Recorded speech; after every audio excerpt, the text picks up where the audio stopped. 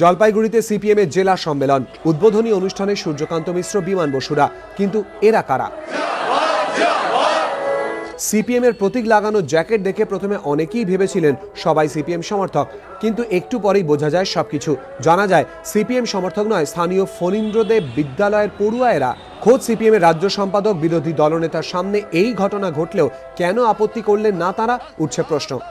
NCC ক্যাডেটরা স্কুলের programme এবং যে কোনো সরকারি প্রোগ্রামে এনসিসির ব্যাচ লাগিয়ে তারা যেতে পারে, কিন্তু এছাড়া কোনো রাজনৈতিক দল বা কোনো কিছুতে এনসিসি ক্যাডেটরা যেতে পারে না, সরকারি নিয়মও নেই। এখন কী হয়েছে না হয়েছে সেটা আমাকে খোঁজ নিতে হবে। ক্যামেরায় এই ছবি স্পষ্ট ধরা পড়লেও তা মানতে নারাজ সিপিএম নেতৃত্ব।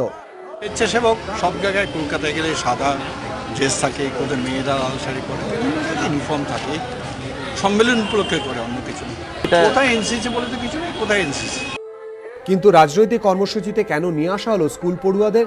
কেনই বা এনসিসির ইউনিফর্মের ওপরে সিপিএম এর প্রতীক লাগানো জ্যাকেট পরানো হলেও তা অস্বীকার করা হচ্ছে কেন? ঘটনায় ক্ষুব্ধ অভিভাবকরা। রাজা চট্টোপাধ্যায়, এবিপি আনন্দ, জলপাইগুড়ি।